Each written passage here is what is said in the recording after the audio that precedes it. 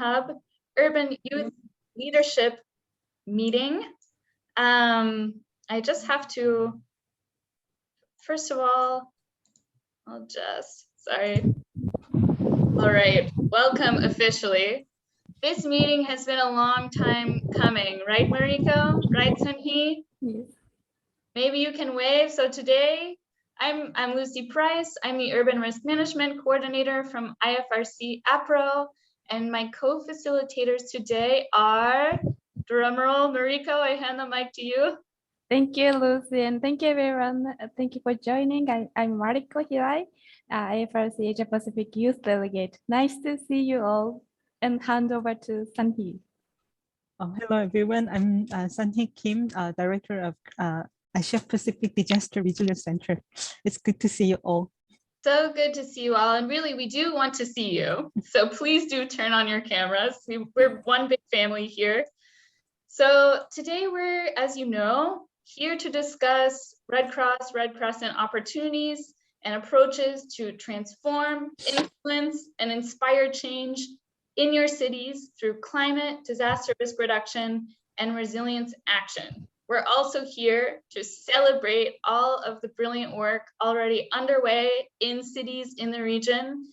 So we will hear some good practices from practitioner colleagues to discuss how they're transforming their cities through youth engagement. And we'll also talk about opportunities to engage through the Urban Hub small grants and beyond.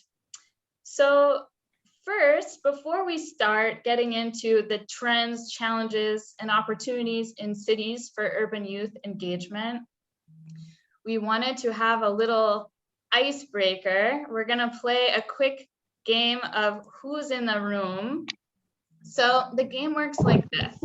If you could please turn your camera on, and then you're going to put your thumb over your camera. And if we ask you a question and the question is yes, we invite you to take your thumb off the camera and reveal yourselves. We also asked you to each bring a prop with you. So you're welcome to take your thumb off the camera and put on a prop, okay? So let's try this. I'm just trying to figure out my Zoom so I can see everyone's faces. So many lovely faces here. All right, ready? Everyone put your fingers on your camera.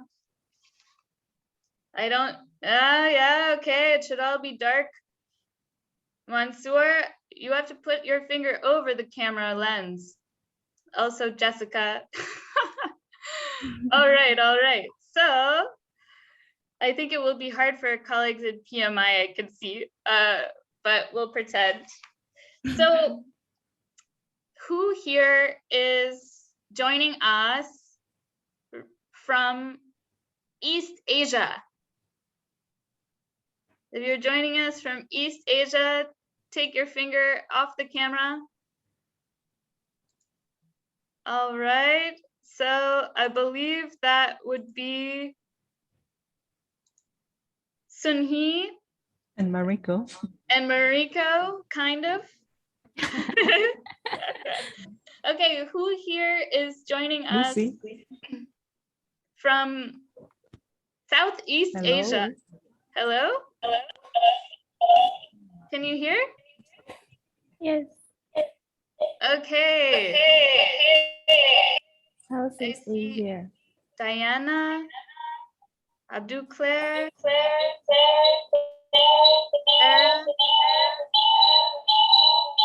oh, sorry.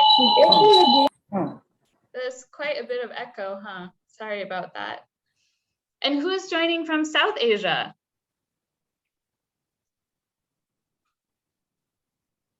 Hello, Fahad. I see Sajid. Sajid. Ken. Sarah. Okay, Mansoor. And who here is joining us from the Pacific? Yeah, Jessica, I see you. and Jen, any other colleagues from the Pacific? You can give a wave. I'm just scrolling through all of your faces. So we've got some, it's really nice to see everyone from across the region joining for today. Thank you for a little who's in the room introduction. So now I would invite you to all, I hope by now, I guess you all know Mentimeter. If you don't, you will need your cell phone and you go to menti.com and type in the code here. Mariko, if you don't mind, Yep. if you could plug in the website and the code, because I have to stop Sure. sharing my, just going to have a really quick Sure. pop quiz on some regional urban. Okay. 1 second. I am a little slow, admittedly. You'd think that after so many months of virtual engagement, I would have the hang of this. Please bear with me. Okay. So, now I would like, can you see my screen, everyone, or no? Not yet. Okay, thank you. All right. Everyone, you can find the link and the code in the chat box. So please see the chat box. All right. Do you see? First hard-hitting question. Yes. Whoa, nice. Okay, to know what this food is, so I can. Gujarati food, yum. Homemade carbonara. Yes, that's a good one. These are all good ones. I think we'll all have to meet up in real life so that we can all have a big potluck together. The tile. I also need to know what this is. Who wrote that? Can you explain to us what this is? Does everyone know? Okay, biryani.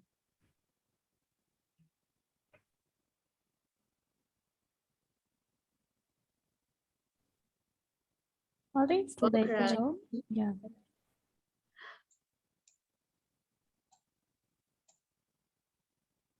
Chicken curry. Yum. Okay.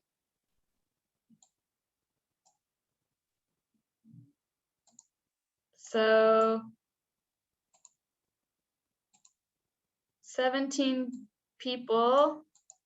That's a good number of favorite foods. I'm actually trying to switch to the next slide, which is proving a bit difficult. Sorry, everyone.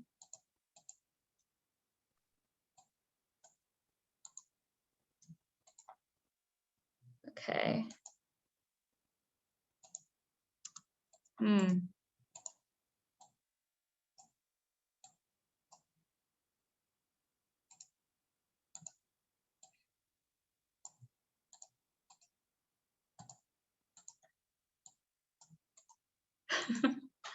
Oh, I think I will have to stop sharing my screen quickly in order to get to the next question. Sorry about that. Oh, maybe it worked. Let's see. Okay, question 1 of 7 participants. That's a good sign. All right, more joining. Perfect. Okay, so question number 1, what % of the world's youth live in Asia Pacific? Over 40%, over 60%, or over? Whoa, time was up very quickly, but you're all very knowledgeable. Correct. The majority of you voted correctly. It's over 60%. Okay. Bindu for the win.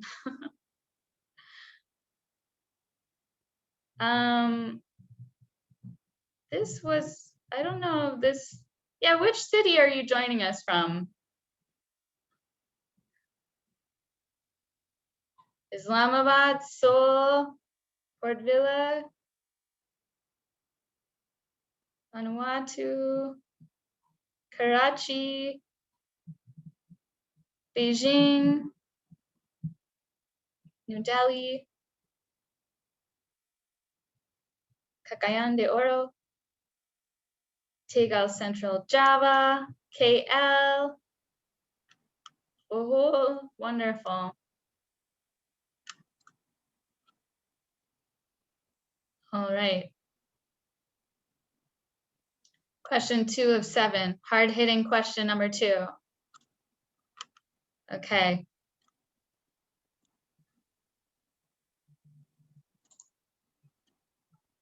I hope I don't.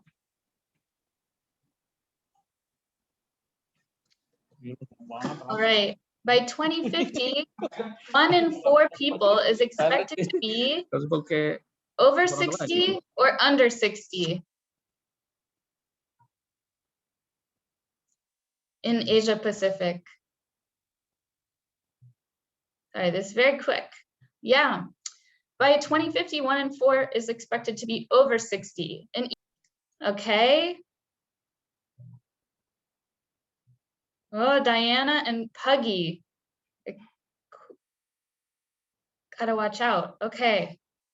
Question number 3. Asia Pacific cities currently consume blank percent of energy. Do cities consume 30% of energy and emit 50%, consume 55, 90, or 80 and 75? Wow, that was close. Correct, it's 80, consume 80% of energy and emit 75% of the world's CO2.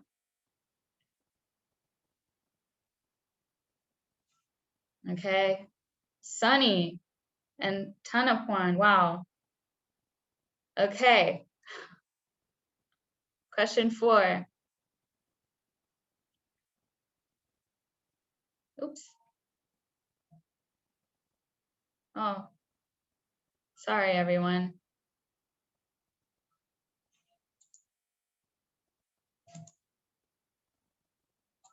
It's taking a little bit of time.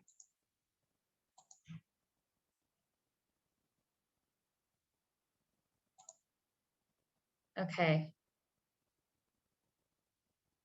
60% of Asia Pacific are informally employed. What's the percent in cities, do you think? 30%, 50%, or 80%?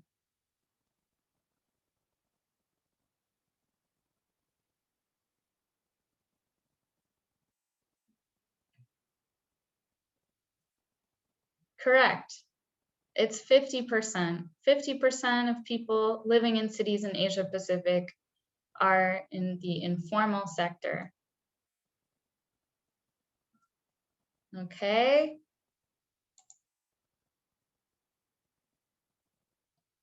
What percent of cities in Asia Pacific are in low-lying areas? 20, 50, or 60%? I think people from the Pacific are going to get this really quickly, as well as people living in coastal areas. Yeah, okay, tight, 50% currently. Yeah.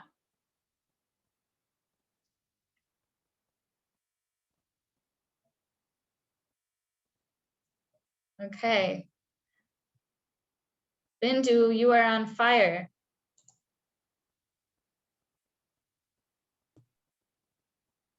Okay, we're getting there. Getting our regional knowledge. What number of the urban population lives in slums and slum-like conditions?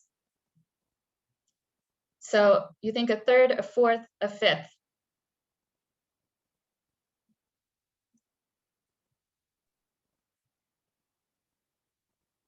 Correct, 1/3. Everyone, you really know your stuff. Okay.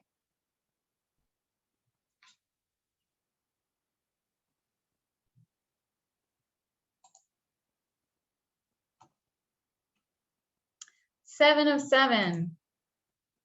Final question.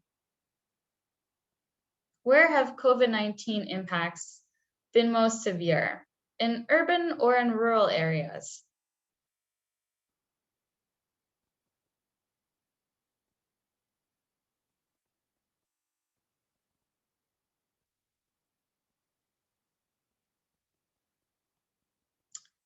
In urban areas.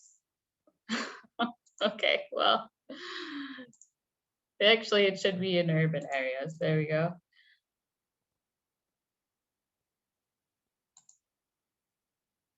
Bindu, congratulations. You win. So a couple last questions to kick things off. What do you like most about your city? What are the aspects you really enjoy about the cities that you are living in? If you're currently living in a city. If you're not living in a city, share what you like, the vibe, the weather, people. Yeah.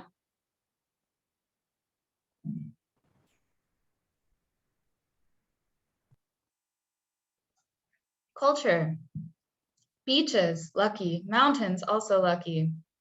The environment. Oh, so many amazing beaches. That's so nice to hear. I can't wait to visit some of them.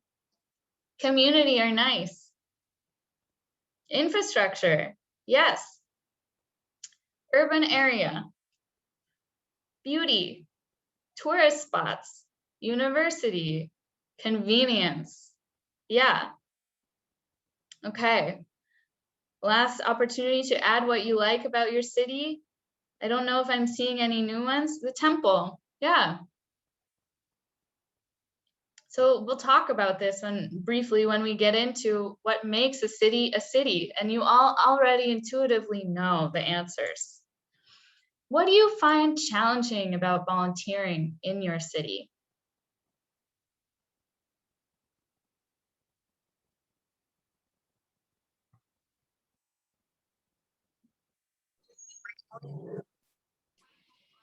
No challenges? Beliefs. Interesting. Wow. Okay. Making connections. Yeah. Commuting. Yeah. Life is busy. Busy schedules. Motivating people. Yeah. Many rules, restrictions due to COVID, time management. Yeah. Support. That can mean a lot of different things. We'll unpack that later. Not much information.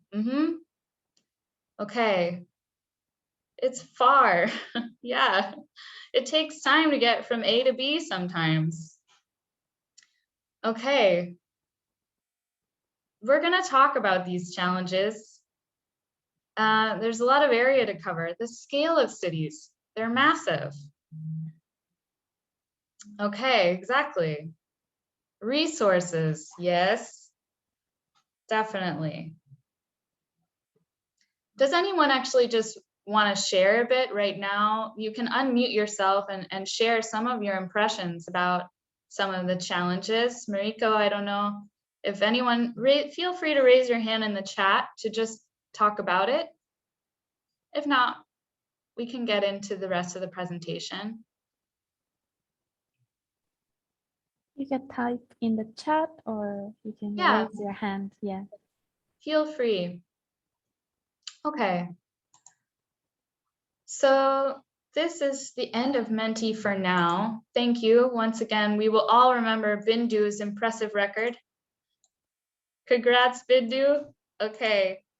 So now we'll get into a bit of urban context and why this matters to our discussion today.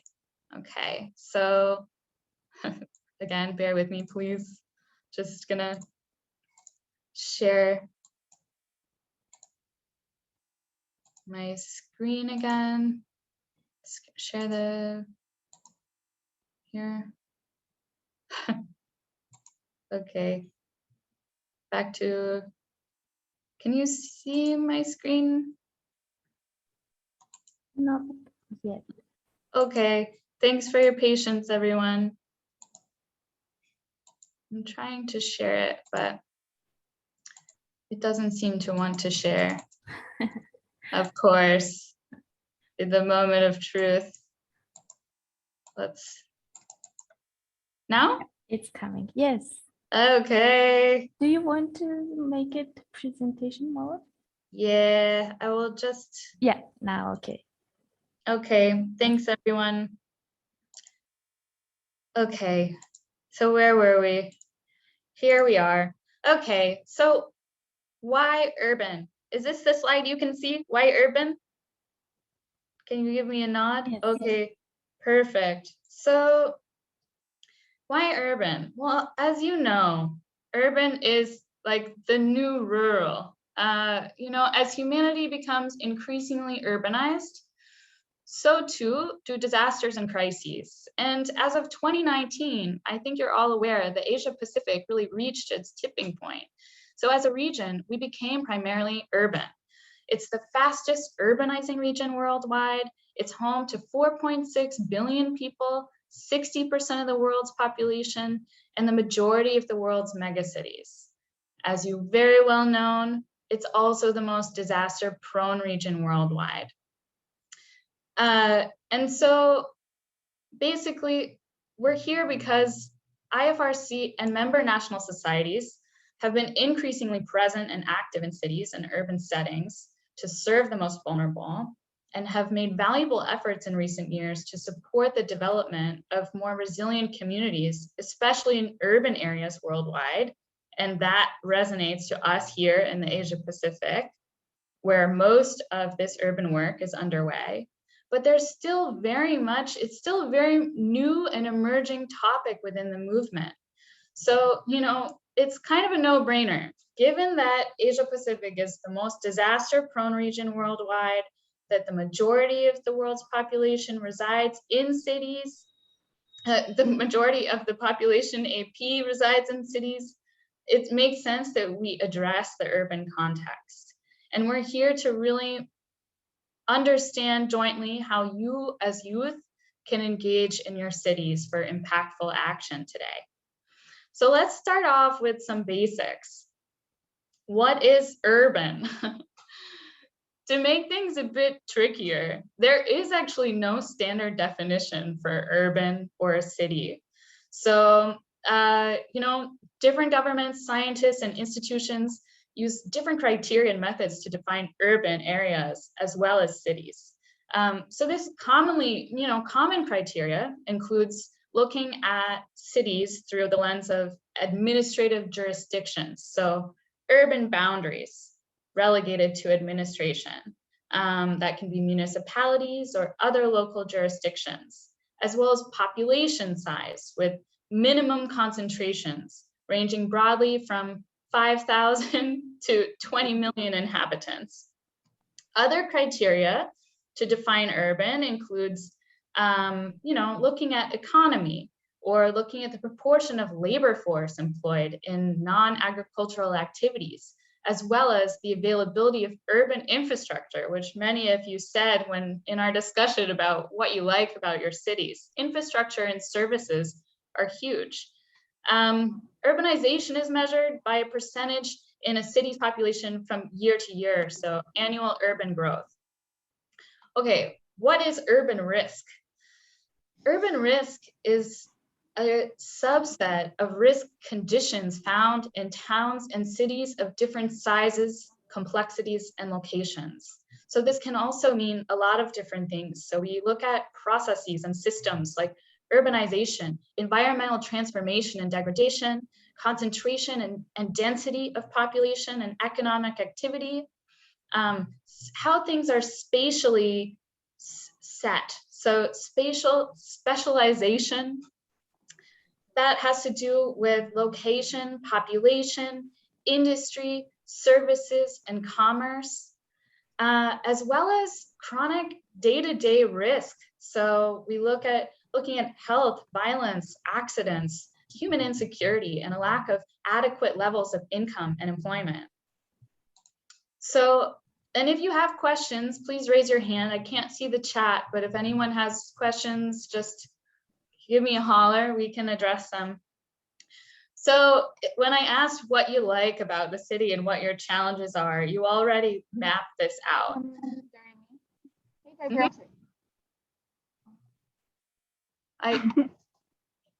I can't hear. Maybe we get to it. Was there a question?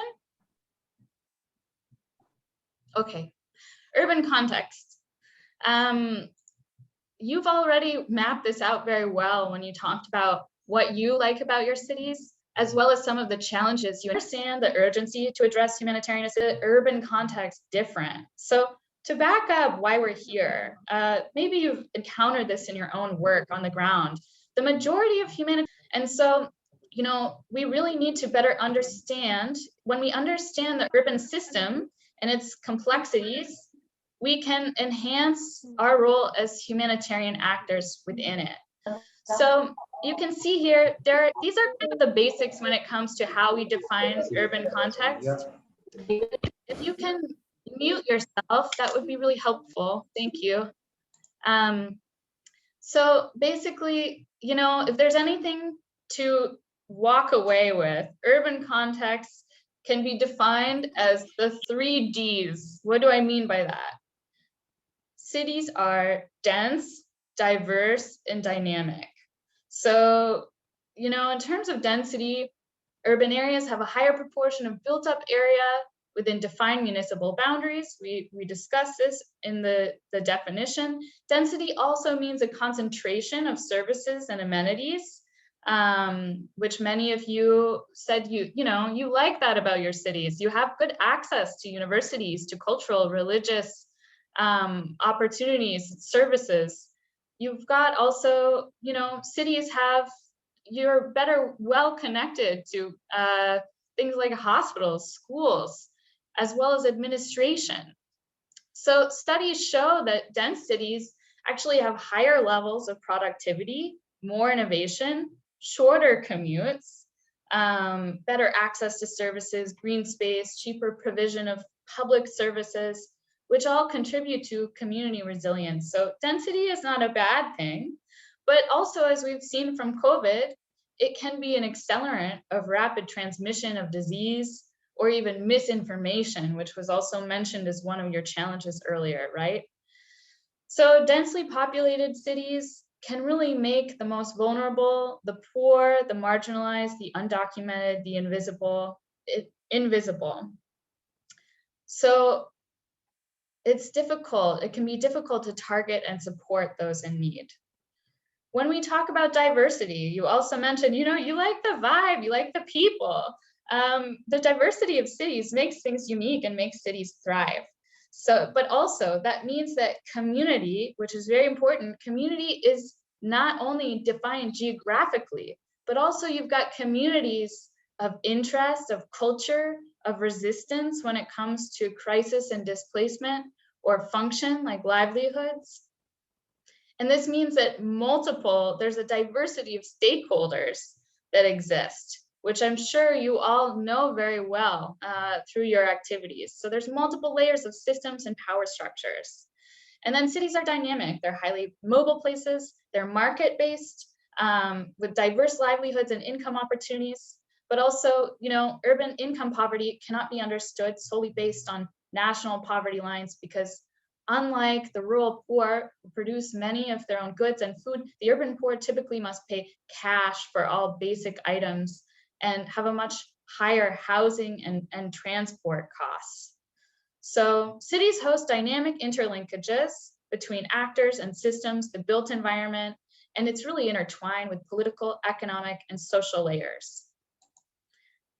So I've included this video. I'll send you the PowerPoint later so you can watch the video. I want to save some time. And when it comes to the IFRC challenges, each of these 5 challenges, I wonder if we can erase this, this artistic blue line here. I don't know how to do that though. You know, the IFRC challenges really resonate throughout urban areas, right? So when it comes to climate change, as we discussed, cities both drive climate change as well as acutely experience its consequences. And we discussed that figure, you know, cities consume 80% of the world's energy, the region's energy in Asia Pacific, and generate 75% of the region's CO2 emissions. You know, out of 100 cities worldwide, the most vulnerable to climate and environmental hazards are, you know, 99 of those were in Asia Pacific, especially India or China. So when it comes to climate change, climate's really amplifying extreme events and compounding these risks. So cyclones, earthquakes, tsunamis, floods, droughts, heat waves, all of these are being amplified. And of course, we know these disasters in Asia Pacific can strike anyone, anywhere, but the poorest communities are, and often those of minority groups or in fragile, marginal zones of the region's rapidly expanding. When it comes to health, we all see the interlinkages here. So, you know, 1.7 billion people in Asia Pacific lack access to land as infrastructure poor urban areas, infrastructure, but also, you know, city systems like air pollution due to GHG emissions additionally serve as a cofactor in regional mortality rates for COVID, for heat waves, for example. So it's something we really need to address. And then, of course, migration and identity is a huge issue for cities. So 40% of the international migrants globally originate from Asia and the Pacific. There are even more people moving within their own countries. As we saw during COVID, you know, these trends are really dynamic. So for example, I think in May 2020, over 23 million urban migrants returned to towns in India. Meanwhile, millions of conflict-driven migrants are seeking refuge cross borders and usually in cities because of the livelihood opportunities offered. So when it comes to values, power, and inclusion, this is also a huge aspect for urban work. So at present, too many people are living in cities without access to decent shelter, secure tenure, affordable healthcare, or emerging social protection systems. So it's up to us to really ensure that we continue to ensure dignity, access, participation, and safety, and advocate for inclusive, equitable, and cohesive societies. Because as we spoke about, cities are really complex, concentrated structures of various power dynamics. So we really need to ensure opportunities and rights-based access to resources and services for all. Okay, so why we're here. You youth have a great role to play here. So you can see, you can see here an overview of the Strategy 2030 priorities. And a big emphasis here is on shifting power to the most local level, as it should be. And here, as youth, you have the power to really uplift all of these 7 transformations.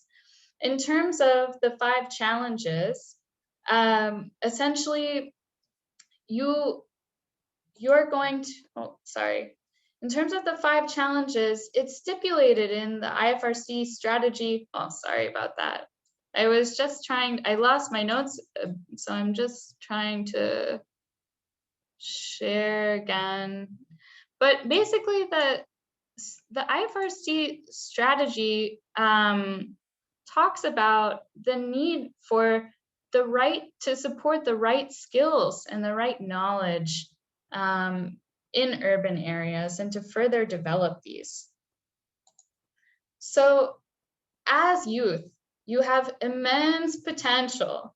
You have immense potential through social movements, through new forms of advocacy, access to unique tools, innovation, and technology.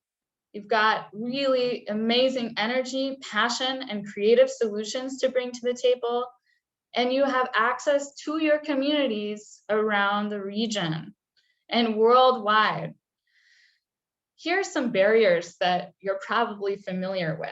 So, you know, a lot of you mentioned when we were talking about some of your challenges, there's definitely a sense of urgency here, especially working in cities in this scale, the sheer scale. How can we really uplift and accelerate our awareness and for climate change, for disaster risk reduction? How can we guarantee and ensure that you have access to information and knowledge? How can we ensure that we're creating enabling environments that are really fostering youth engagement? And how can we ensure your voice is heard? So today's discussion is really going to take us through all of the opportunities at your disposal to engage in your cities for that level of transformation. And I now hand the mic over to Mariko to introduce some of these. Yep, thank you so much, Lucy. So I would like to talk about the Red Cross Red Crescent strategy on youth-led climate action. I think some of you or many of you know already about this strategy, but this was launched on the Earth Day this year. It was in April. It was created by, this was created by IFRC and Climate Center and a lot of voice from young people. And I'm sure this will be the guide for young people, how you will take action and how you will influence others for the better climate action. Can you go to the next slide, please? Yeah. So in this guide, there is describing 3 dimensions of change. So we call it as 3 A's because it all start from A. So one is awareness and one is action. And the last is, advocacy. I'm sure, yeah, that order is okay, yeah? So yeah, so let's go to the next slide. Yeah, from here we will talk about how we can take action in relation to this 3A, especially in the urban aspect. So the first A is awareness. So understanding the impact of climate change. So to take some action, it's always important to what is a problem and what we have to do. So to learn and educate ourselves and also others is the one of the step that when we take step for climate action, climate youth action. So yeah, so as you can see, this is what you can do as young people to study or learn about climate action, climate program, and then educate others. Next, and then Lucy will dive into the so I'm going to be Mariko's backup singer here, and for each of these A's, I just want to break down some of the very broad but tips and tricks for urban context work. So when it comes to raising awareness, understanding risk and the impacts of climate change, as we talked about, cities have so many stakeholders, so many entry points for community. So it's really important that you identify your urban target audience. I've listed some here. I don't think they're very new to you. It's also important to recognize that different target audiences respond and receive information through different channels. So it's important to understand that as its own context. So what messages, what mediums are going to be most successful for whom, right? Take advantage of new technology and tools. Our colleagues at Philippine Red Cross, for example, can really speak to this. Also, tap into existing formal and informal structures because they're both equally important. Nepal Red Cross does really great work in this regard. Good case studies through the SHORE project in this topic. Stay mobile, stay flexible. Here we have a really great photo from LRC. They're in a market raising awareness on COVID-19 prevention. So go to where the people are. I think many of you already do this. It's practical, but stay flexible, stay on your feet. And of course, ideally, everything should really be tied as well to a rights-based approach because it's important with all this, it's important to connect all of this to rights, responsibilities, to really empower those we serve. And ensure access. Sometimes in urban areas, it can be tricky because you need to ask for permission to enter certain areas. So always do that due diligence to make sure that you have the rights to to spread awareness in the communities we're serving. So work together with formal and informal authorities there. Thank you, Lucy. And this is a reminder for us, but the time is a little bit late. Yeah. So We'll let's rush move. through. Yeah. So the next A is action. So you can, as you can imagine, action is very important, and taking action to the currently occurring program is not enough for us. We have to prepare for the disaster or climate-related disaster to prevent that effects and also prevent from occurring. So here, there's a lot of things that you can take action. So now go back to Lucy. Yeah, so back to what our initial discussions, really knowing your context is so important. Identifying target areas, identifying urban communities, mapping, integrating climate risk and trends, also looking beyond typical Red Cross, Red Crescent approaches, but really keeping an eye on urban planning and how that relates to your activities currently and in the future. Also, just generally timing. Things in urban areas take at least 2 to 3 times as long as rural programming, especially like EVCAs and things like that. And you're going to, because you need to, with so many dispersed communities in one area, let's say, you're often going to have smaller focus group discussions and things like that. Really connect to institutions, connect to ongoing programs, engage and identify collective actions with other RC value, and then how you can work based on other stakeholders' strengths. Really tools that work well in urban areas. Mariko is going to present that in further detail. And also consider virtual engagement. I know many of us have suffered through multiple COVID lock on the ground activities. You can continue to volunteer and uplift communities virtually. Such as hosting OpenStreetMap mapathons and being a digital advocate. So I will not go into too much depth, but this is breaking down these 6 characteristics and 11 dimensions of resilience. So the definition of resilience for us stays the same, but these are some examples and key questions to keep in mind with like applying an urban lens to your typical EVCA R2R processes.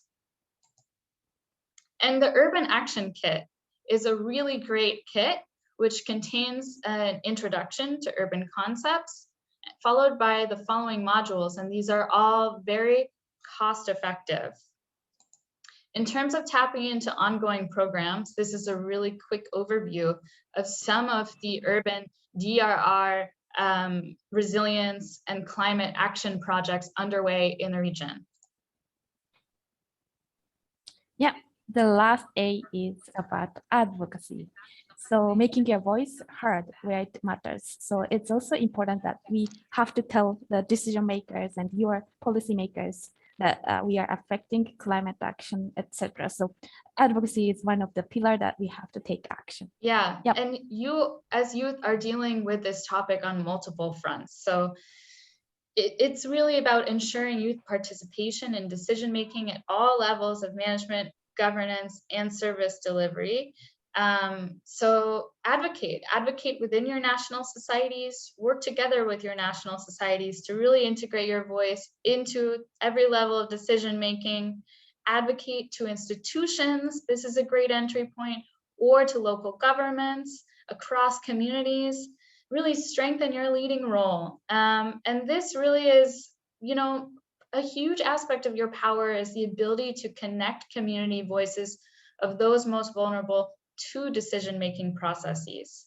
I will, in our email with the presentation, I will send you also the link to the coalition building toolkit.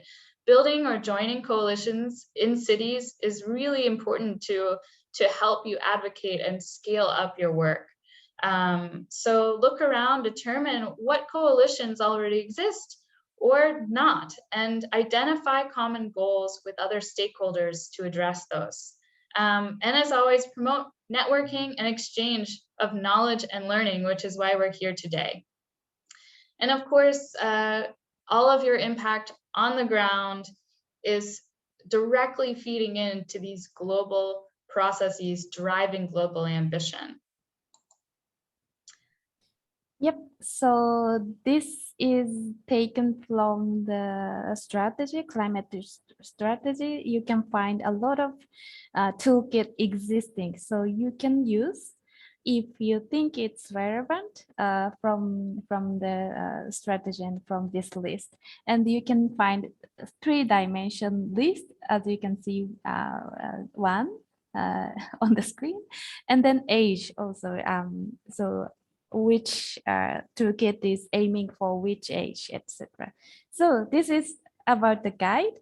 And then especially, yeah, thank you, Lucy. Especially from that list and from out of the list, I would like to recommend for toolkit and trainings for today. And I'm so sorry, I cannot go into the detail of this good trainings and tool, but you can find the link later. We will share the link to you so you can learn what is this tool and how you can adapt in your national society. But I will go into a little bit mindful time. So first is about why adapt. I'm not sure you heard about this why adapt, but why stand for youth.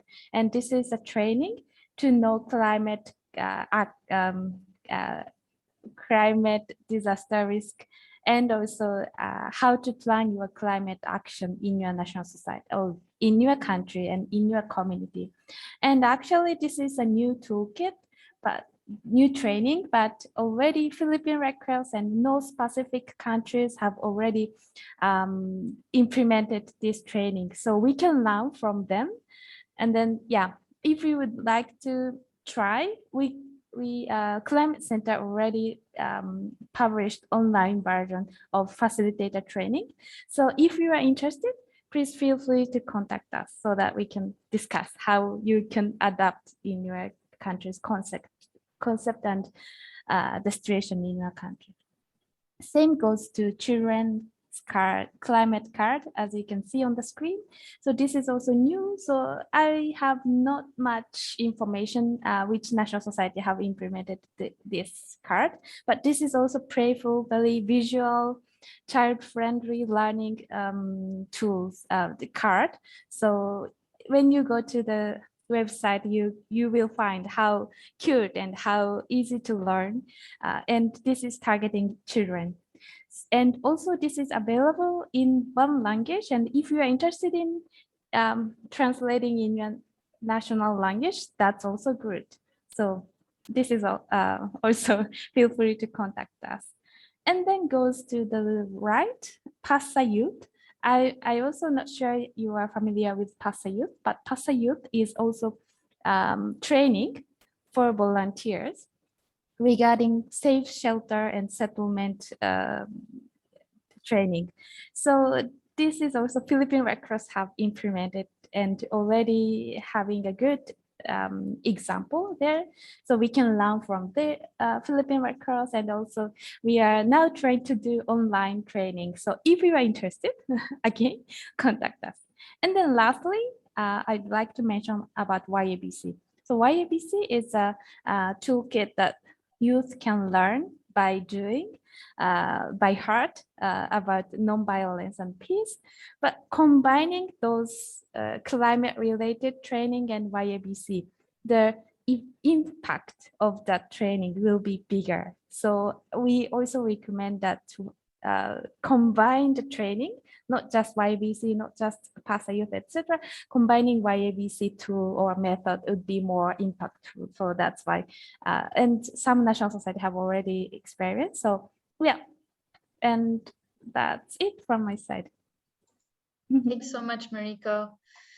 Yeah, so as you're aware, we're here also, this is an Urban Hub initiative today. So the Asia Pacific Urban Community Resilience Hub is here to really support your youth climate, DRR, resilience action. So here on the left, we've got all of the enablers listed in the youth-led climate action strategy, for example. The hub is here really to promote knowledge sharing and evidence-based programming. We need so much, all of the amazing achievements, as well as learn from your activities in an evidence-based way. Within connections, as well as to improve organizational resilience. So you can visit the website and you can also, but in terms of with funding, because obviously you need resources to get your projects off of the ground, we are offering this Urban Hub small grants opportunity to you. So Sunhee is going to go into a bit more detail there. After this is a joint effort between the APDRC and Urban Hub. So Sunhee, I hand the mic to you to tell us a bit more. Thank you. Thank you, Lucy and Mariko. Hi everyone, I'm Sunhee Kim, Director of APDRC. Can you hear me correctly? Because my internet connection is a bit unstable.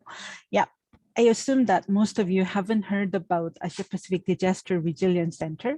So before, sharing about the small grant, I will just briefly introduce the APDRC. So APDRC is the first and only Red Cross reference center located in the Asia Pacific region. It is established in 2016 to strengthen capacity of disaster risk reduction and enhance community resilience in Asia Pacific region by Korean Red Cross and IFRC. APDRC is working closely with 38 national societies in AP region, as well as reference center, INGO, and private sectors. Next slide, please. Yeah, there are 4 pillars in the activities of APDRC, and one is knowledge production and management. So, we do have like an APDRC has been producing DRR training contents based on the virtual reality. So I think, many young stars like youth will be very interested in, this initiative. So, we try to build the capacity of DRR and, community resilience based on the virtual reality. Also, we held animation contest with the support of Korean Animation Society.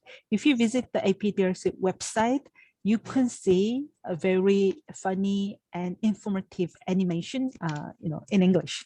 So please visit our website. And for the the capacity building, APDRC has been holding various training, including Roadmap to Community Resilience TOT workshop, International Forum for Disaster Resilience. But due to COVID-19, most of the training activity have been impacted, and so rather than face-to-face training together with academia, NGO, and UN agencies, etc. Especially APDRC is more focused on, we do develop a lot of serious games. So if you're interested in, using the serious games, like in serious games, like in board game, to learn about, DRR. Yes, and next, please. And finally, Urban Hub small grants. IFRC strategy 2030 recognized the word rapidly urbanizing context. Now, high cost if we fail to develop the right skill, need to act with the right capacity at the right time in urban tools and enriched Asia Pacific urban humanitarian knowledge. Urban Hub provide youth volunteers. So the Korean Red Cross and Japanese Red Cross. I think this small grant will help national societies and youth volunteers to work and implement learning in urban context, community resilience at the country level. So the amount of each funding is 5,500 CHF. And after selection process, 3 national societies or youth volunteer net will be rewarded. It will be a great opportunity for youth group to engage in the urban resilience or climate action program. So, Mariko just said that we run project youth, and you can also advocate the importance of, if you want to know more about it, please visit the Urban Resilience Hub website. There is some, criteria for your participation. Thank you. Thank you so much. Hear from the field. Let's hear from our colleagues. We have colleagues joining us today with a wealth of experience. So I think maybe as a, I, sorry about that. I'm just trying to. So as a first presenter, how about we hear from our colleagues from the Pakistan Red Crescent Society. Ms. Sajida Khalid, are you with us? Yes, I'm here. Hi, Sajida. Are you Hello, all Lucy. right to share your screen? Yeah, sure. Sure. Perfect. How are you? Good. I'm excited for your presentation. I'm excited to learn from you. I think everyone is. Thank you. What a lovely backdrop, too. This is the closest I've come to a beach in a year.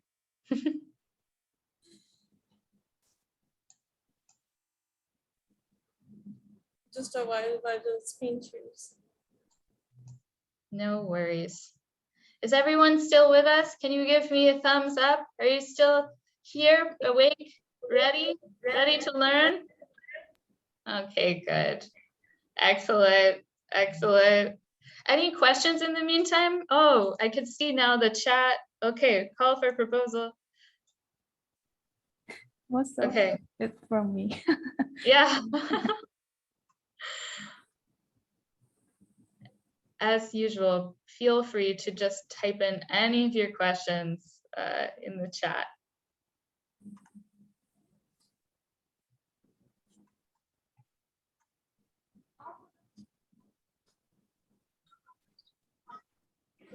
It's taking a bit longer.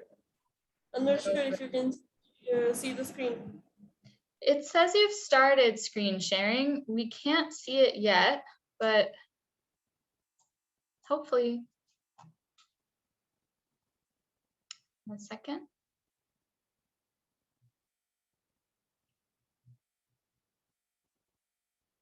In the meantime, I see my question has been answered. Lechon is roasted pig. Thank you, Ray.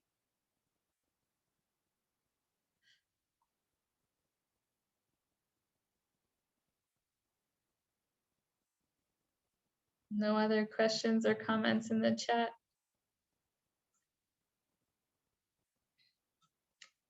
Can you give a thumbs up if you're interested in applying to the Urban Hub Small Grants call for proposals? Nice, Lucas. Nice. Nice. I'm so excited. I can't, on behalf of the Urban Hub, there's a big selection committee that we'll be reviewing, and I'm sure this will be such a treat to receive all of these applications, all these brilliant ideas. Lucy, do we still have her or we lost her? I'm not sure. Sajida, are you still with us? Yeah, actually. Yeah, maybe. Okay. Yeah. Since we're a bit low on time, maybe we can move on and we can address Sajida. We can listen to Sajida's presentation in a little bit. Okay, Ray, are you ready? Okay, I'm ready. Okay, perfect. Let me share my screen first.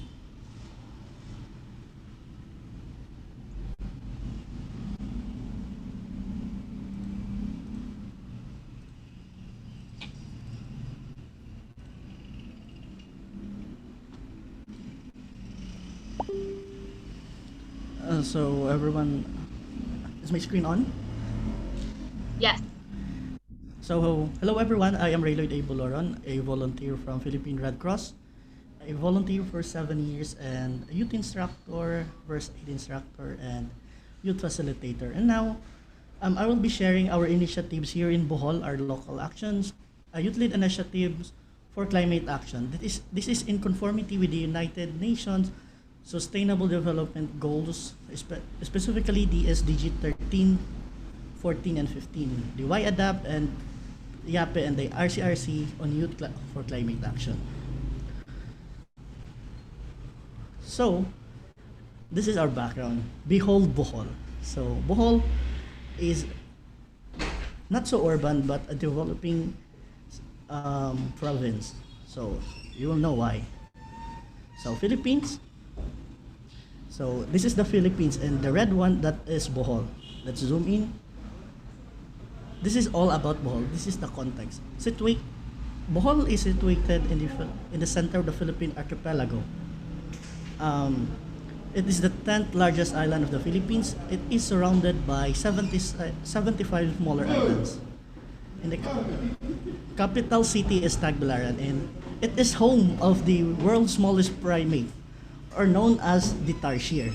And it is the home of the Chocolate Hills that was voted as the new 7 wonders of the world. And we have many tourist destinations, and we have many white beaches and dive spots.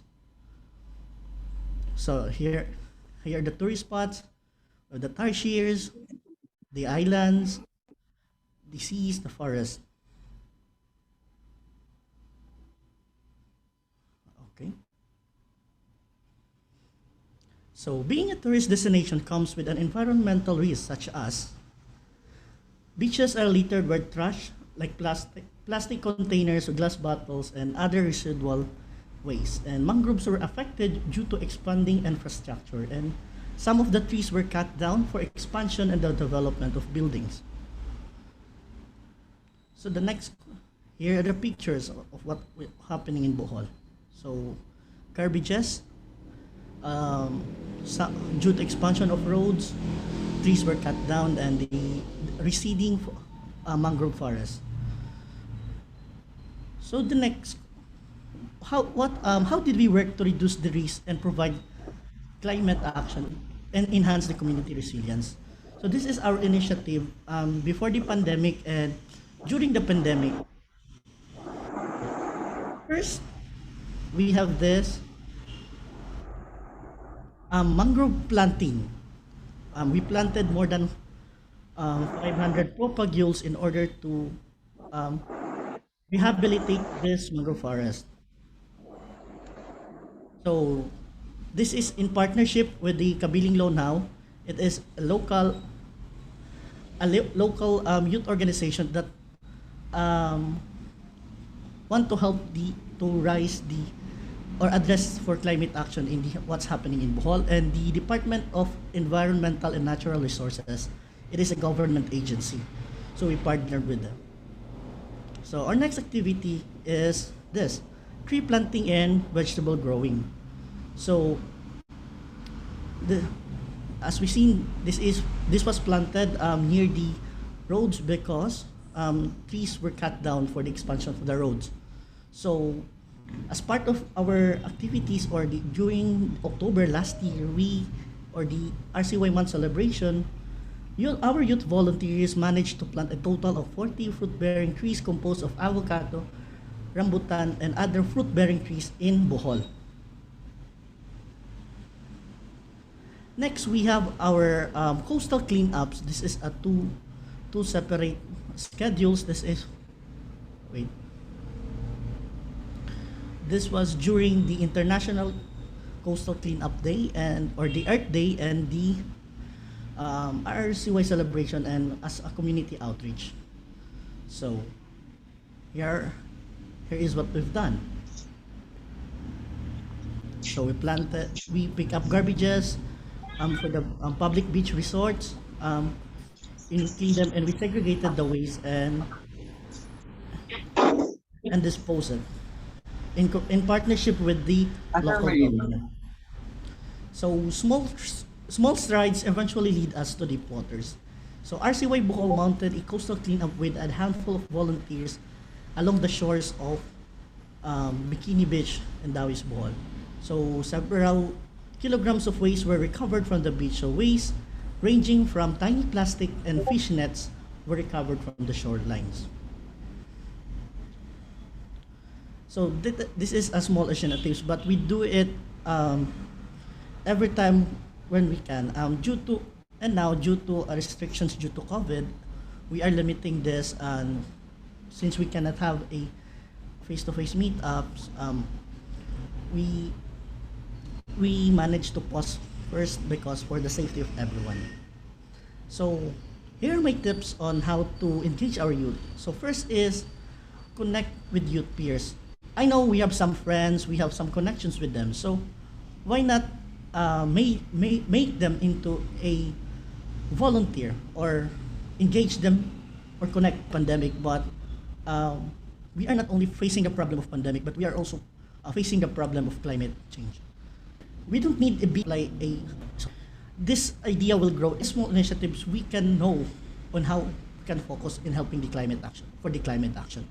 And lastly is recognize efforts and contributions. So I know during our engagement, we use the time of the volunteers. So it is important to they sacrifice it or they give time for in terms of volunteering. As a sign of gratitude, we should recognize their effort. And today I will leave you a quote by Vincent van Gogh is great things are not done by impulse, but a series of small things brought together. So this is our initiative and thank you for listening guys and hopefully you've learned something. Nice. Thank you so much, Ray. Everyone give Ray a little applause, recognizing your contribution. Thanks for your contribution, Ray. That was a really nice, that really taps into when we're thinking about urban, maybe it won't be in what we classically define as a city, but you know, your activities on the ground address urbanization, development, and that nexus of afforestation, environmental restoration, waste management. So really nice presentation. Thank you so much. If anyone has any questions for Ray, please put them in the chat so that we can address those. And I realize that we're a little short on time, so we're gonna get to the next presentation. Sajida, are you back with us? Are you here?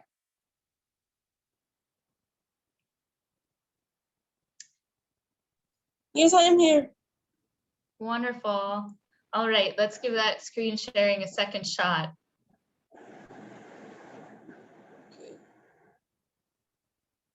In the meantime, does anyone have any reflections or questions for Ray?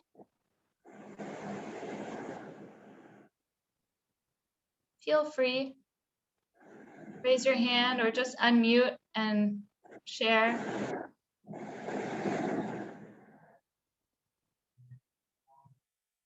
Or you can do a thumbs up maybe if you're doing if you've applied a similar type of approach in your urban areas. Looking at PMI, there are some similarities maybe to some of your work.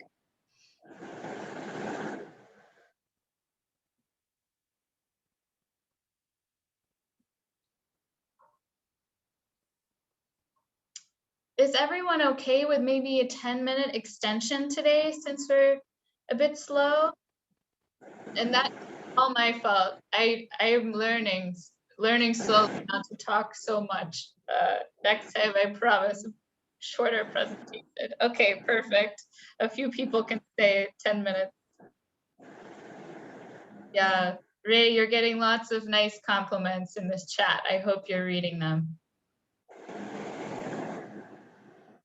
Okay. Lucy, can I share with you the presentation and you can run it on your side because apparently because of no connection. Sure.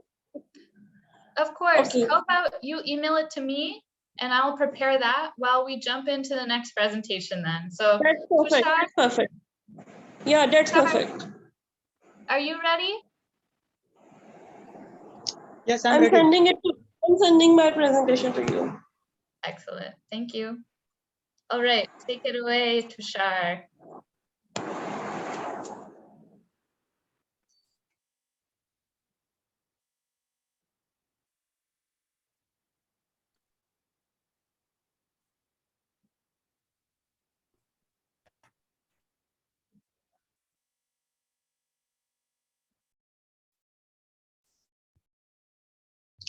Okay, so thank you, Lucy. I'm going to present ecosystem-based disaster risk reduction, which is going on Gujarat, with supported by my national society and IFRC. So here I'm present about Banaskantha. Banaskantha is part of the desert and semi-desert region of Western India. The district has a high evaporation rate with low humidity levels, erratic rainfall, strong winds, and unpredictable drought periods. The district has limited ground and surface water resources, and there is a gradual deterioration in the quality of groundwater. The problem is compounded by episodes of heat wave. Now we are talking about solution. Training and capacity building of gram panchayats, of women farmers, self-help group, and CBOs. Awareness campaign on plantation, water harvesting. As we know, water harvesting is very important during raining time. So the people who can preserve the water for long-term benefits. So promoting thermal insensitivity and drought resistant crops, promoting fodder instead of case crop to boost livestock economy, creating grain banks and fodder banks, strengthening availability of weather of forecast and climate services. Now, advocacy, if we are talking about last April, we organized one online training program, EcoDRR for dryland improvement, that our Secretary General, Mr. R.K. Jain, inaugural that function, and Ms. Bindu Agrawal coordinated this online session. It was very fruitful discussion. And next, we was organized ecosystem restoration with support by government. That DPO from government, Sanjay Kumar, and our disaster management director, Mr. Suresh Game, was present that online webinar. It was very fruitful to our state level, and participate among that online all youth volunteers. Trainings and group activities that rural, you can see the photographs of participating people, farmers from villages. Even women participated, also good insight. Awareness, if you are talking about awareness, the topic mobilize volunteers for planting saplings to observe a World Environment Day. Distribution of 1,650 saplings at the onset of monsoon by our state chairman, Dr. Bhavesh Acharya. Now, action, as Mariko said earlier, action is very important in every activity. So 466% reach through advocacy and awareness initiatives. 20,410 individuals would be benefited and empowered to take climate smart decisions. As an outcome of token distribution of saplings community undertook plantation on its own.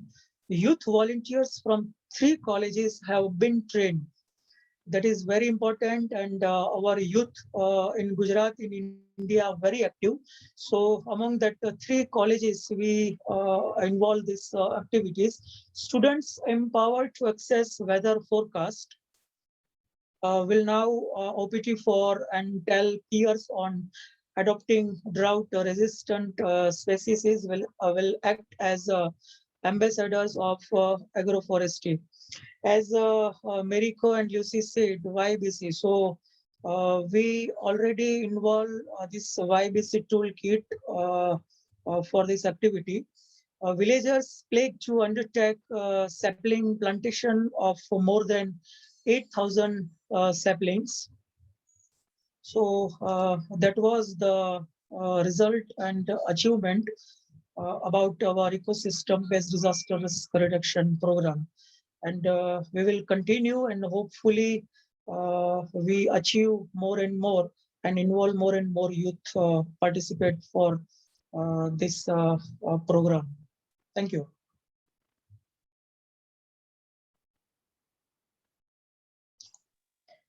Thank you Thank you, so Lucy. much. Anything? Thank you, Lucy, and Meriko. Especially thanks Ms. Bindu Agrawal from my National Society and Mr. Suresh Gami, Director of Disaster Management, Gujarat State Branch, for giving this opportunity. Thank you, IFRC too. Thank you so much, Tushar, and good to hear that the YABC, it's nice to have an example of that being put into practice. Yes, everyone, applause. I think that it's really interesting. Maybe we can follow up a bit with you to talk about the connections between eco-DRR and how that affects surrounding cities as well as livelihoods with such a project like this. I'd like to dig a bit deeper into the urban connections. Okay, so while we are still taking care of Sajita's presentation, I would like to invite our colleagues from PMI to present. Are you with us?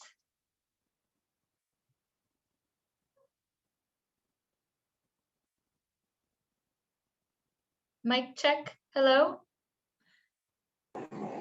Well, Hi.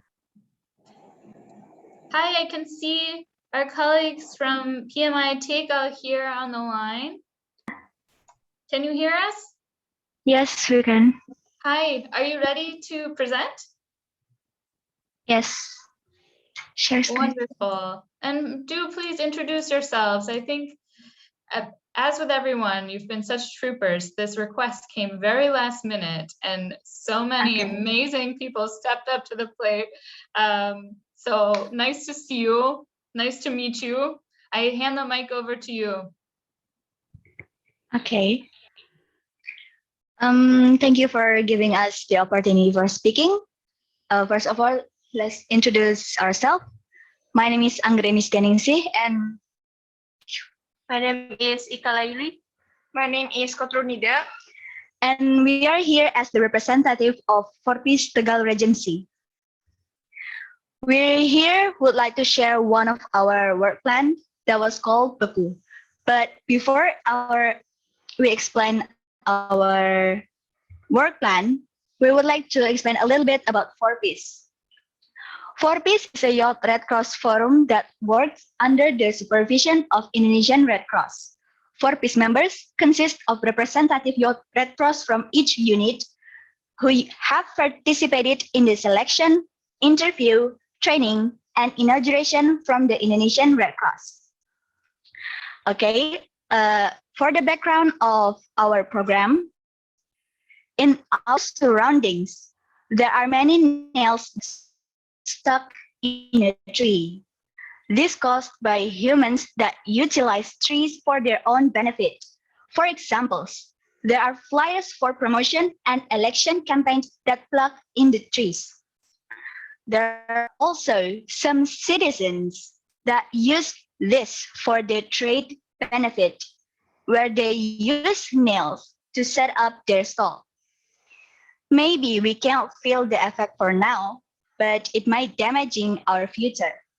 Because nails or some metal material that stuck on trees might damaging the tree's cambium. This makes the trees getting susceptible to disease. As a result, it inhibits oxygen production.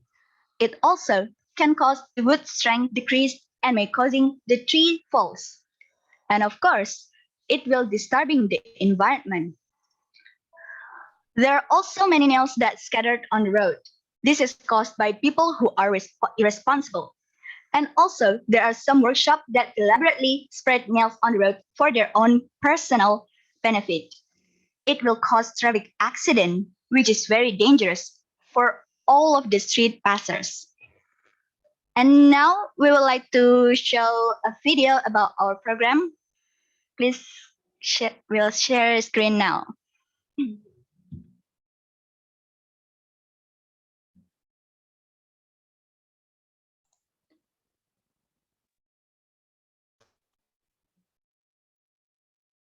Has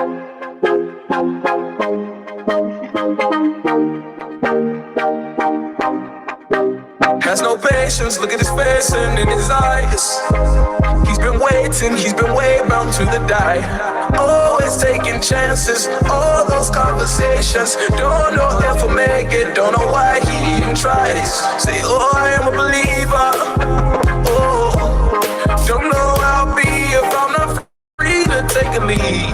Oh, I am a believer.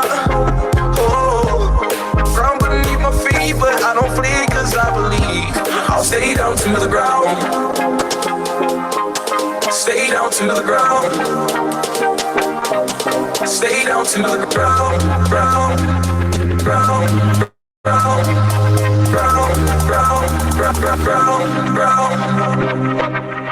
Stay down to the dancing, oh, dancing, oh, dancing, oh, dancing, oh, dancing, oh, dancing, oh, dancing, oh, dancing, stay down to the dancing, dancing, dancing, dancing, dancing,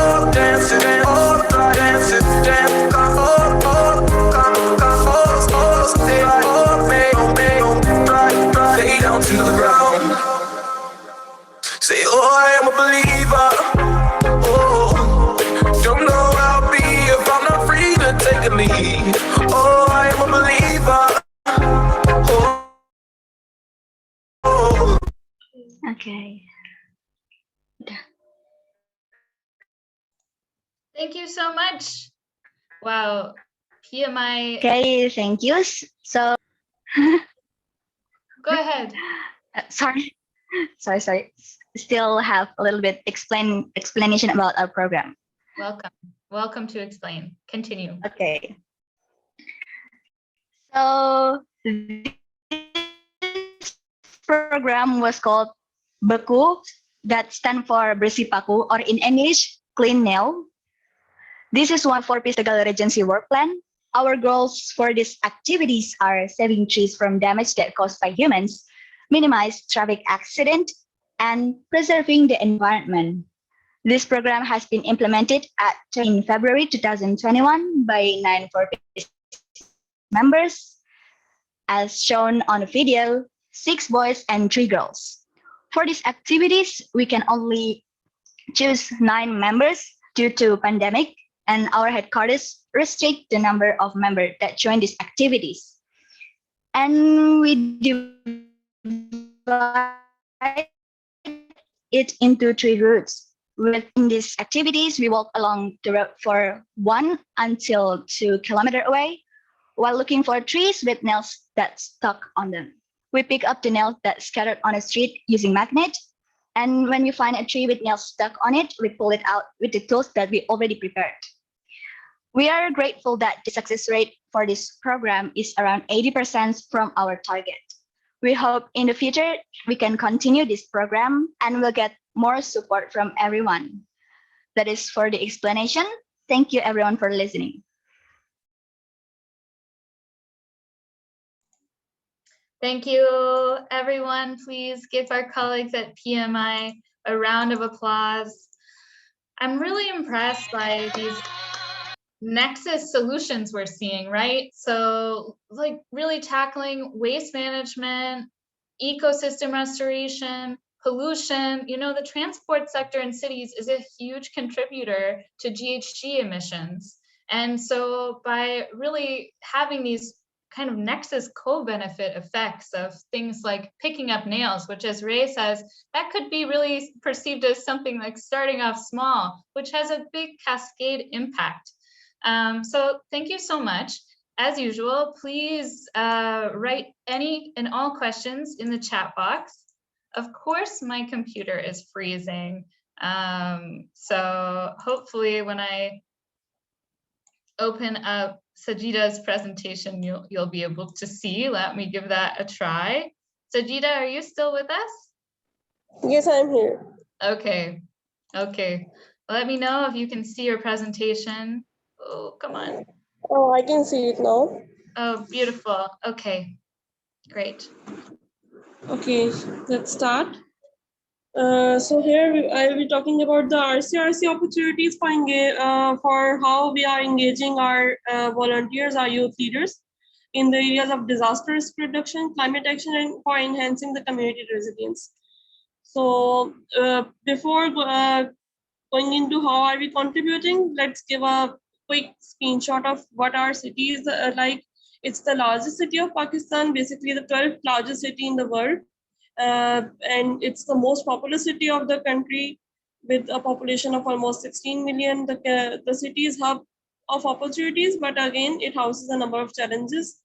There are just a few challenges that I have listed, only those where to some extent we are working in any ways, like the issue of urban heat island due to increased number of buildings and less areas or less open areas, less areas with gardens. So, the temperature can release back, and there are heat wave events in the past.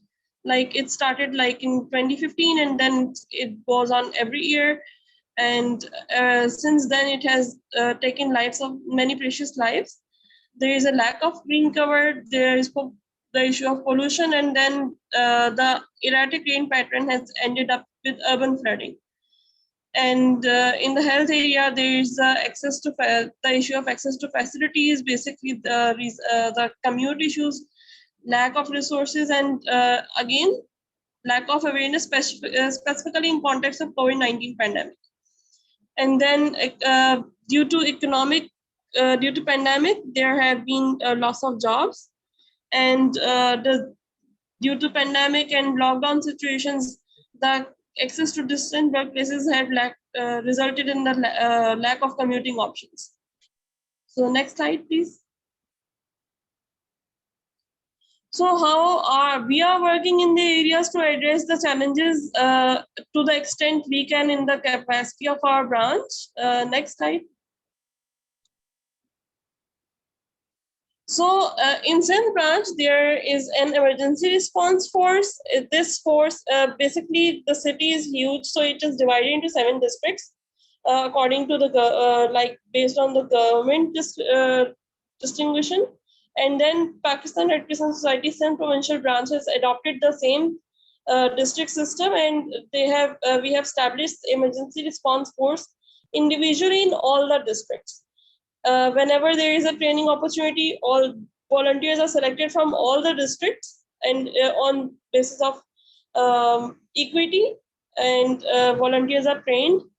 And basically this emergency response force is the integral and well-defined department of our branch.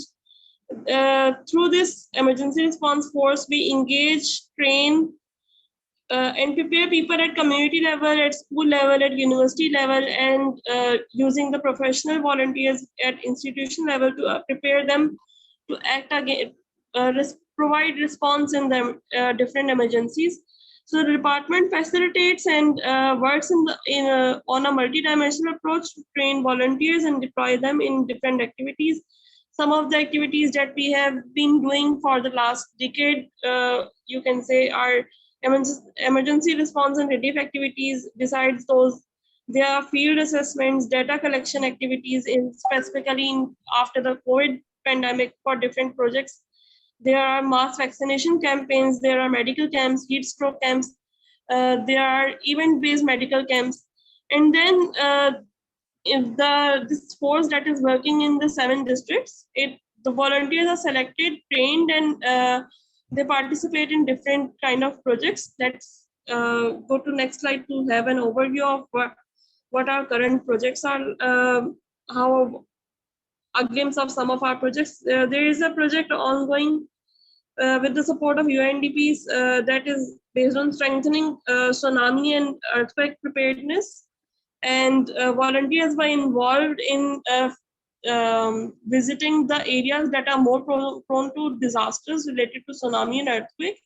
And they conducted field assessment, and after that they conducted sessions there to aware the people regarding if in case there is any disaster, how are they going to evacuate and how are they going to reduce their losses, basically towards adaptation. And then the eco project, under the eco project on the COVID-19 pandemic response, There were food parcel distributions where volunteers participated. The WASH project is already going on. The PFA project for psychological first aid is going on. And there we have some upcoming activities on awareness sessions related to PGI and SGBV.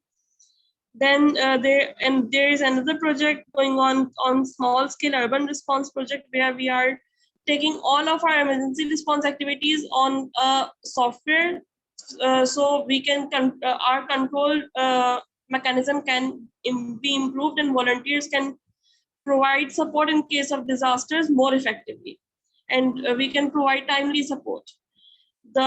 For COVID-19 pandemic, there is door-to-door mass vaccination drive is going on. There were some activities under the climate advocacy and coordination for resilience action earlier, and now they are being taken forward under climate smart DRM project. And besides these, there is an improving community resilience project going on. It's funded by German Red Cross, and there are sessions being organized under its urban part. Next slide, there are some photo glimpses of some of the activities. This is from the training that was conducted for rapid assessment of STEP project. Next.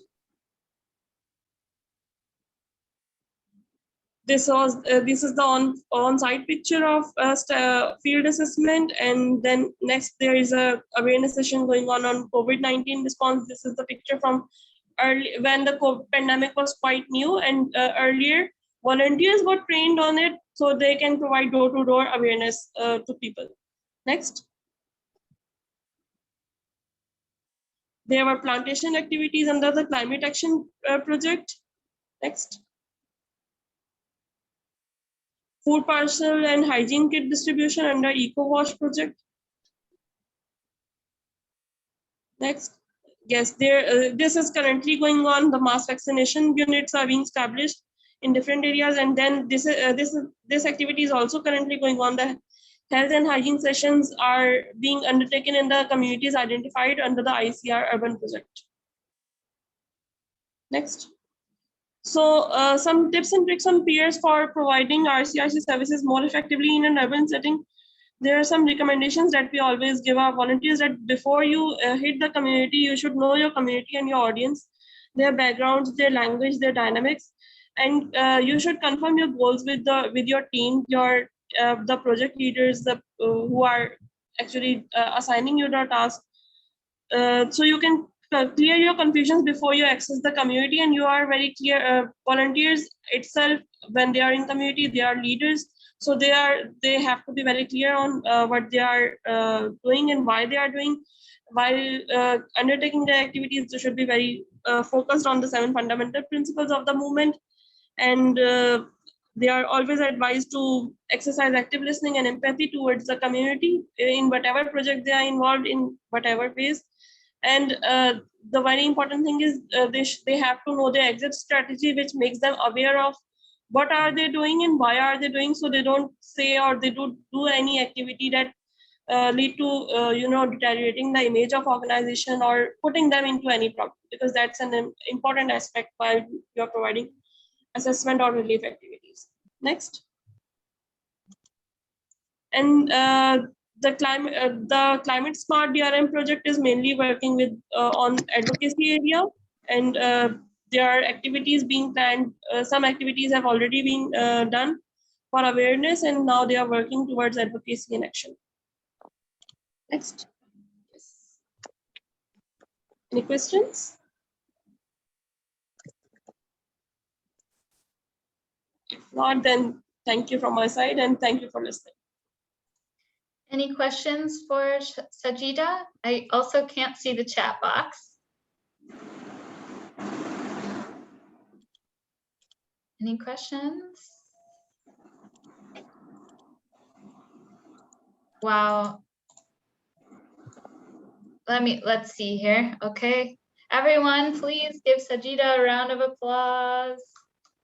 That was really another excellent presentation. Really, thank you so much. I think, what is the RCS doing? That was such a comprehensive overview. I think it would be great with more time, I realize we're going over time, so maybe we can send this, we can keep collecting questions. I have some follow-up questions for each of you. Like, I would love to know more about how youth volunteers are specifically engaged in each of these really diverse projects, and what as youth volunteers you would like to see more of in terms of your engagement. But then there's also operational questions, like in a city like Karachi, how are you going about really targeting, finding communities, and you know, with the ERF units, for example, you've really accrued such a wide, rich range of community participation in this nodal way with the 7 districts. So just this whole process of how you've engaged in that is super interesting. I will add a small grants plug. Small grants help support 2 of the 7 districts. So, you know, this is a really great starting point for all of the really meaningful, impactful work that we as the Urban Hub and APDRC support you and are really enthusiastic to support you to achieve. I know we're running out of time, and I actually had a couple more slides where I wanted to hear a bit more from our audience about what 3As you're engaging in. Unfortunately, my presentation is completely frozen. So, here we go. Okay. Let me just try to pull up the last slides. And in the meantime, do any of you have any questions for our wonderful presenters? Please, this is, you know, we're here to learn from each other. So don't hesitate to ask. Okay. It looks as though I'm no longer able to. Okay, sorry about that, everyone. Now it's type into the chat what 3As you are currently applying in your cities. It would be great to just quickly have that overview so that we can continue moving this conversation forward. Lucy, in Mentimeter, right? We can go to Mentimeter if you're still willing, and okay, no worries. No. Yeah, please. Yeah, I see everyone. Yes. Okay. So yeah, aware, agree, activate. Social education. Can you write which cities these are happening in? This is a really big issue, actually. In the organization of this first meeting, it was very difficult to really find information of what is happening where in terms of youth engagement in cities.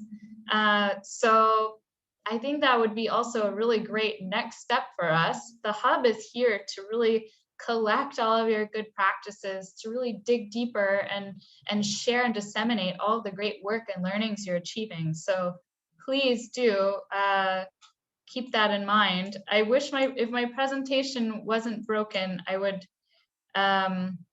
share our last slide with you, but apparently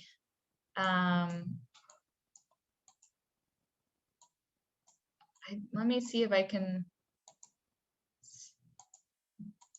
Here we go. Maybe the Mentimeter screen is working now. Can you see that? Yes. Okay. Yeah, so feel free to plug in how you are applying these 3As in your cities in Mentimeter. And it would be really nice to know which cities these activities are occurring in. So we can also follow up with you and invite you to share in our next meeting.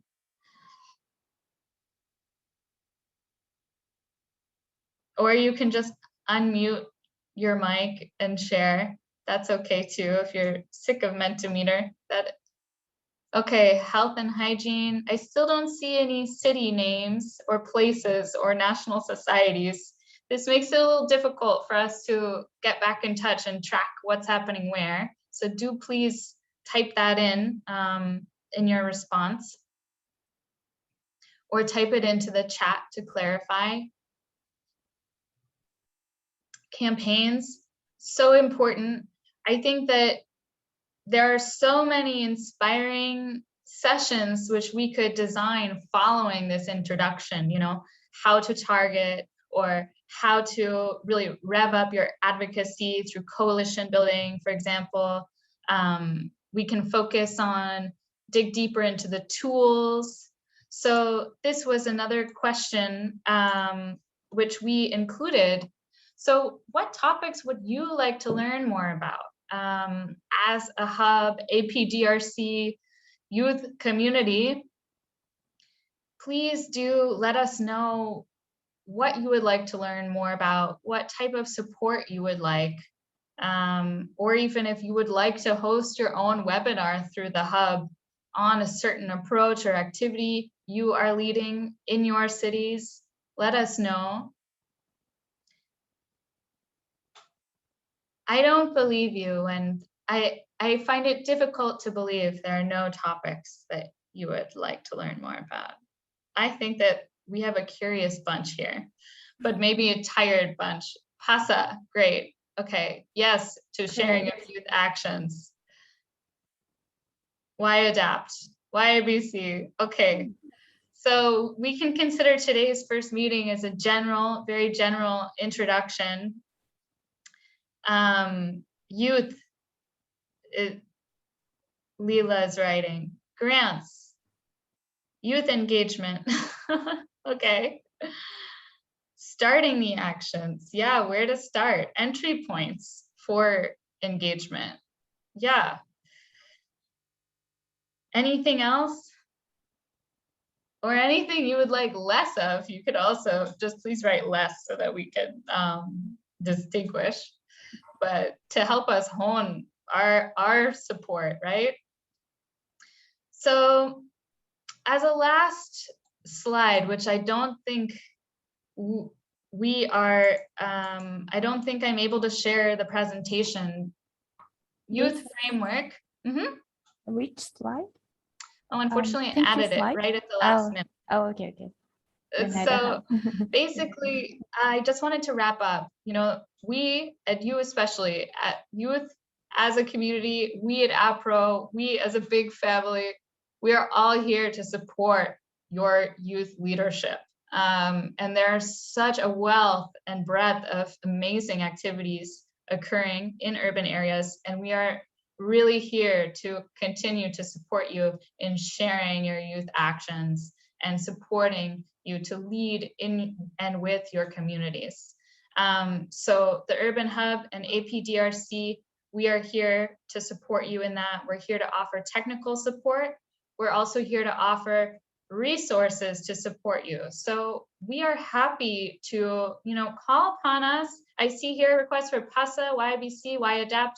We're really happy to help support these trainings through virtual training facilitation. Resource-wise, in terms of financial support, we have the Urban Hub small grants. We are really here to learn from you, from your testing, piloting of new innovative approaches in urban areas, and to help share your learnings throughout and across the region through the Hub network, through the APDRC network.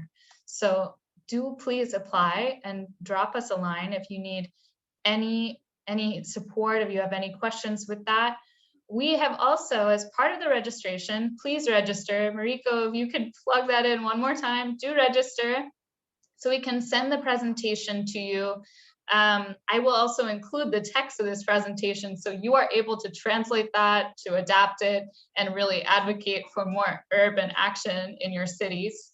And secondly, we've been collecting your YouTube playlists. We've made an Asia Pacific Youth Jams playlist, which we will also share with you. Maybe Mariko, you can plug that playlist into the chat too. Yeah, I already did. We want to support you. We thought we could support you with some good vibes, good music in your small grants application while you're writing up all your brilliant ideas. You can have the soundtrack of regional youth leadership to support that endeavor.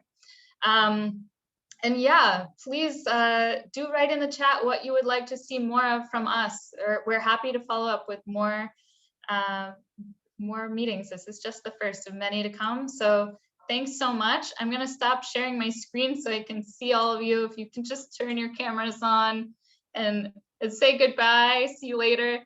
I hope you all feel like you've now come away with a bit more of an idea about urban context and some opportunities. We're really here to support, and we really commend all of your amazing achievements and hard work. So keep on keeping on, everybody, and we will speak soon. Thank you so much. everybody. Thank you for speakers too. Thank you. Yes, thanks, Rico. Thanks, Sanhee. Thanks, presenters. Thank you. Bye. Thank you. Thank Stay you. safe, stay healthy. Thank you all. See you next time. See you next time.